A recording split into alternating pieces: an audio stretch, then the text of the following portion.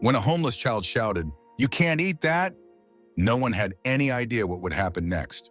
The park cafe, nestled between carefully trimmed rows of trees and the gentle splashing of a nearby fountain, was a popular spot for the city's elite. It was lunchtime and the cafe was bustling with activity.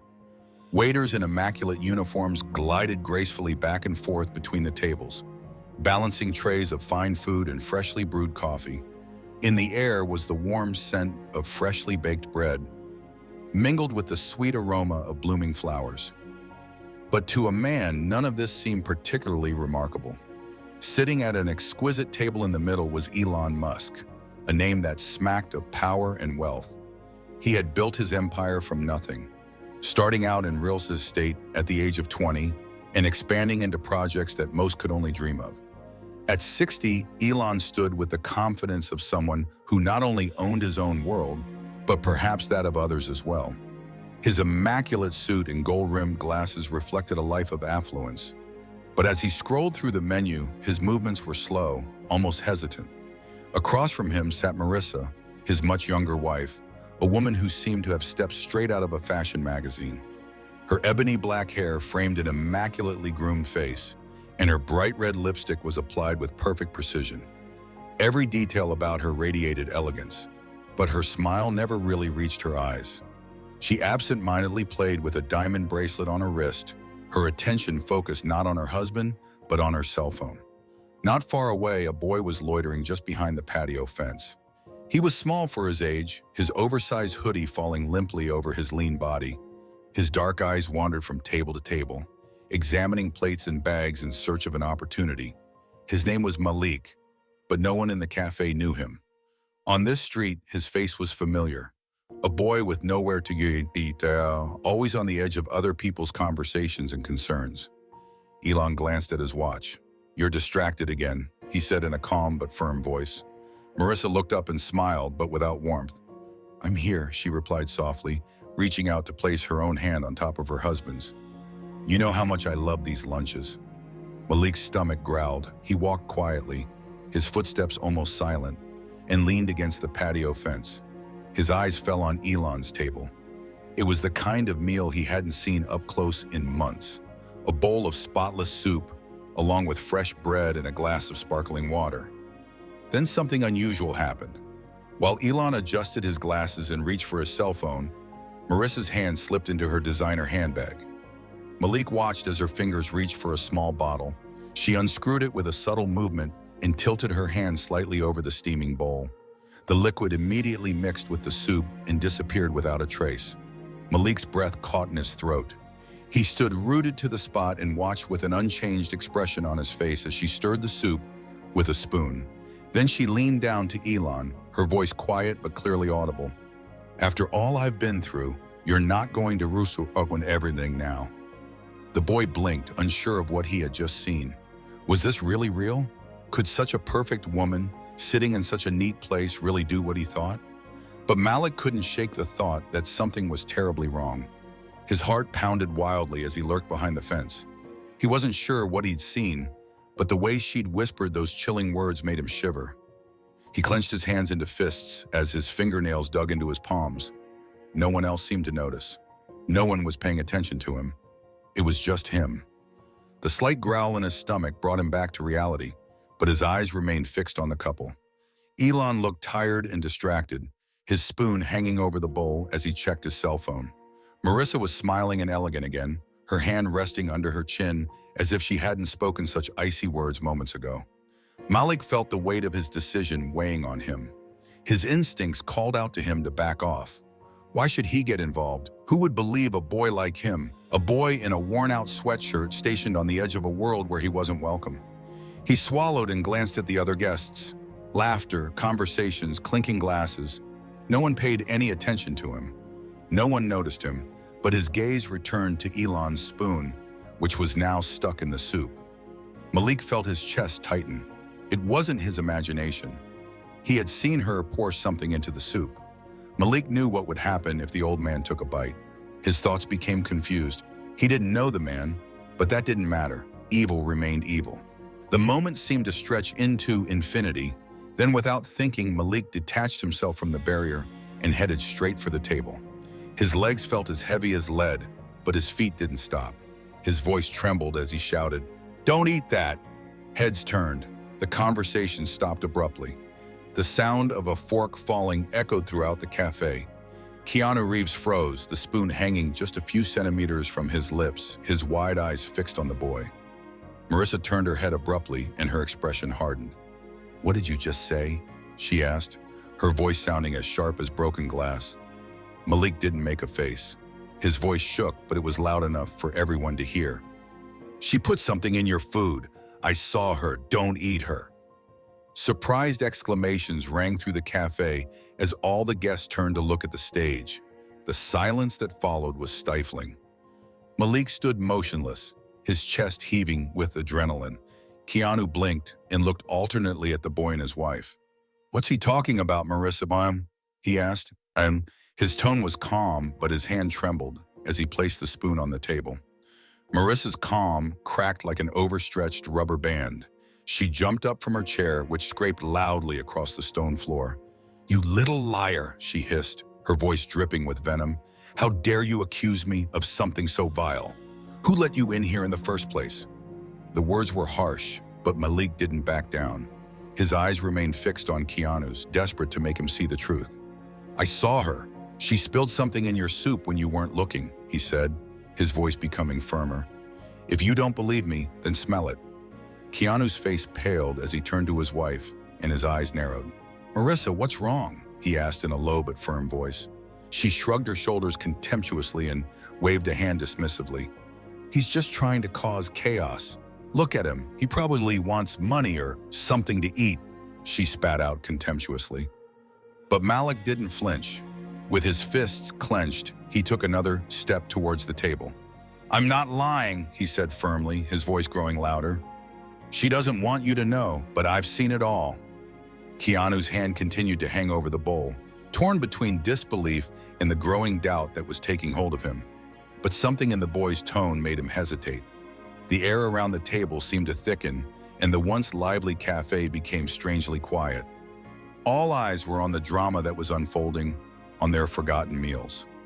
Keanu straightened up a little in his chair and scrutinized the boy with a penetrating gaze. His face bore the marks of a man who was used to people playing tricks on him to take advantage of his wealth. But this time it was different. The boy didn't blink. He didn't look away. "Malik, right?" Keanu asked, his voice sounding firm, though a trace of suspicion lingered in it. The boy nodded. "Yes, I'm telling the truth. Please don't eat them," he said in his soft but insistent voice. Marissa let out a dry laugh, crossed her arms, and stared at Malik. "That's absurd," she said icily. "He's just a street urchin looking for attention. Do you really want to listen to this, Keanu?" But Keanu didn't answer. Instead, he picked up the spoon again, this time holding it closer to his face. His hand trembled slightly, not out of fear, but because of the silent storm that was raging inside him. "Marissa," he said slowly, his eyes meeting hers. "You heard him. What exactly is going on?" Marissa's mask cracked even wider, her lips pressed together into a thin line. "I can't believe you dare ask me that question. It's insulting," she exclaimed. She turned over the growing crowd and her voice grew louder. "He's lying. Look at him. He doesn't even know who you are. Why would you trust him over me?" The weight of his words hung in the air, but they didn't have the effect she had hoped for. The crowd began to murmur as their eyes wandered from one to the other. Whispers were in the air. Did she really do it? Look at her. She looks nervous. The boy doesn't look like he's lying. The murmuring only fueled Marissa's anger. She slammed her hands on the table, her well-groomed calm gone. "Enough of this, Keanu. Eat your soup and let's go," she hissed, her voice shaking with anger. But Malik still didn't back down. He took another step forward, his fists clenched tightly. "If you don't believe me, call someone to test her," he said, his voice filled with urgency. "They're rich. You have lawyers, doctors, people who can find out, but don't eat at it. If you do, you'll regret it." Keanu's jaw tightened as he turned back to the bowl. The spoon was still in his hand, but he did not bring it to his lips. His tired, calculating eyes rested on his wife. "Marissa," he said in a low voice, "you've been acting strangely for weeks." Her face turned red and she stammered, I don't know what you're talking about. You can't seriously believe that I could have poisoned you, Marissa began. But Elon Musk finished the sentence for her, his tone sharp as a blade. The crowd audibly cried out in surprise, and their murmuring grew louder.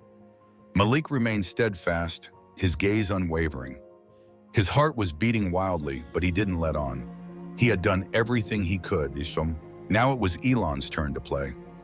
Marissa straightened up, her expression hardening into a cold, unrecognizable scowl.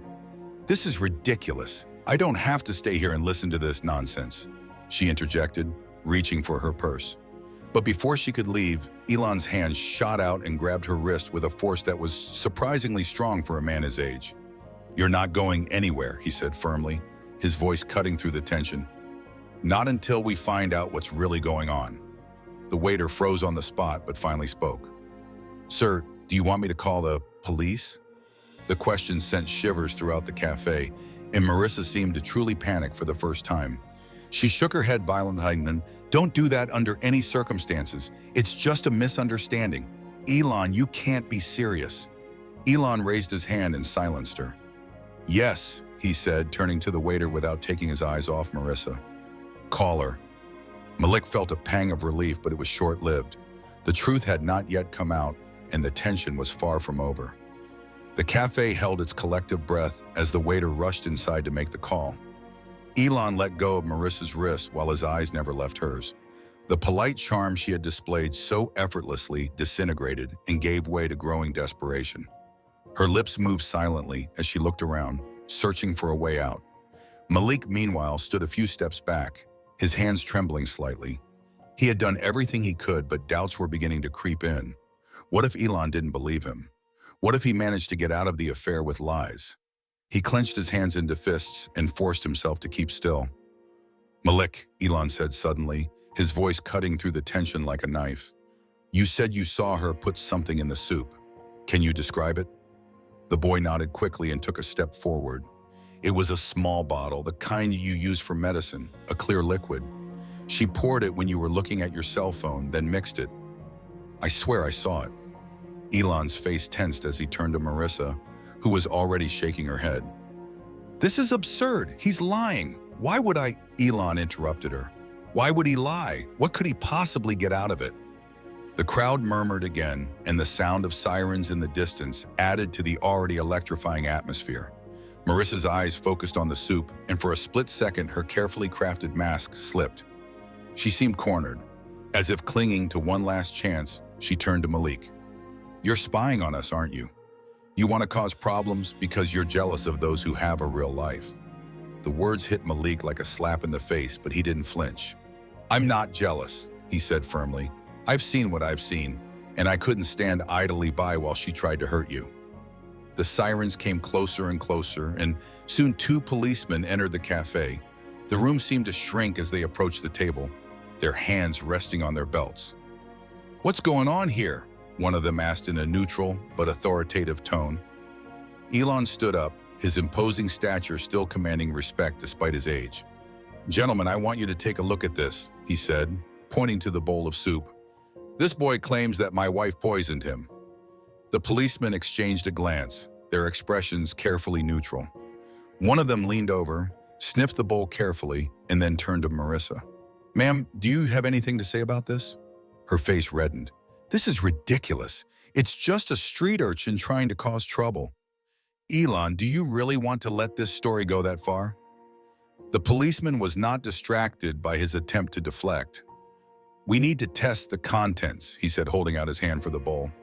No, Marissa shouted, her voice growing louder. The explosion drew even more attention, and her sudden panic only made her more suspicious. The policeman stopped and narrowed his eyes. Ma'am, is there anything else you'd like to tell us before we go any further? Marissa hesitated, her chest rising and falling rapidly. She looked at Elon, then at the police officers, her hands shaking as she reached for her purse. Finally, her resolve cracked. All right, she spat out in her quiet but venomous voice. Do you want to know the truth? I'm tired of living in his shadow. Enough of his control over everything. He shouldn't even survive this year. And She stopped abruptly, realizing too late that she had said too much. The cafe erupted in cheers and some guests pulled out their cell phones to film the scene. Elon Musk's face paled under the weight of Marissa's confession, which hit him like a truck traveling at full speed. The police officer stepped forward, his expression grim. "Ma'am, I'm arresting you for attempted murder." "Let me see your hands, please." Marissa's self-control broke down completely. She screamed and tried to fight back while she was handcuffed behind her back. "You don't understand. I deserved everything he had, everything!" Marissa screamed as they pulled her away, her voice echoing in the stunned cafe. Elon Musk dropped back into his chair and pushed the soup aside with a trembling hand. For a moment, he said nothing, his face frozen in a mixture of disbelief and betrayal. Then his eyes found Malik, who stood motionless, unsure of what to do. But as Elon's gaze softened, a glimmer of gratitude replaced the anger in his expression. Malik had not only saved his life, he had revealed a truth that Elon could never have imagined. The cafe slowly returned to a murmuring hum as the officers escorted Marissa outside, their protests fading into the din of sirens.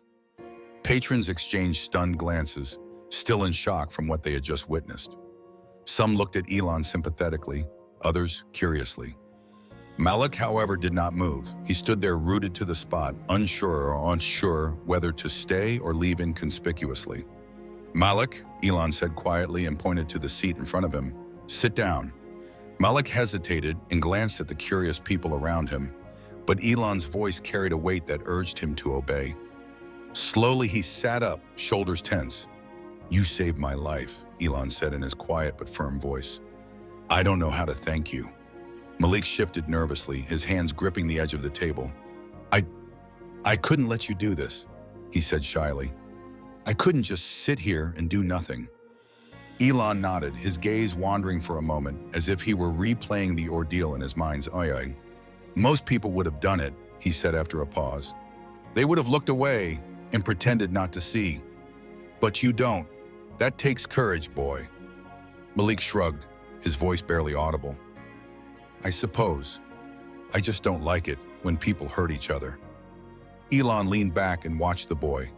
For the first time, he seemed to really see him, not as a street urchin, but as someone with a story, a soul. "How long have you been out here?" The question surprised Malik. He averted his eyes and his voice sounded embarrassed. "For a while." Elon frowned but didn't elaborate.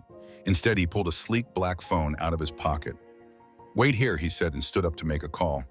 Malik looked at him, unsure what to do. His heart was pounding in fear. Was he in trouble now? Had Elon called someone to drive him away? But when Elon returned, his expression was calm, almost friendly. "Help is on the way," he said simply. "Help?" Malik asked with a furrowed brow. Elon nodded. "I've called someone I trust. They'll make sure you have a safe place to sleep tonight. And if you'll let me, I'd like to do more than that." Malik's eyes widened. "You don't have to do that," he said quickly, his voice sounding defensive. "I didn't do this for money or anything." Elon grinned slightly. "I know you didn't. That's why I want to help you. You did something most people wouldn't have done. And believe me, Malik, if the world had more people like you, it would be a much better place." For the first time in a long time, Malik felt a warmth that he couldn't quite describe. He lowered his eyes, unsure of what to say. The cafe patrons began to disperse, but the weight of what had happened still lingered in the air. Elon picked up his glass of water, took a long sip, and then spoke again. "Sometimes life gives us the chance to change someone's story," he said in a thoughtful voice. "You changed my story today, Malik. And maybe, just maybe, I can help you change yours." The boy looked up at him, his dark eyes shining with a feeling he hadn't felt in years, hope. As the two sat in silence, the sun continued to wander across the sky, casting long shadows on the cafe. The lesson was not lost on those who had been there.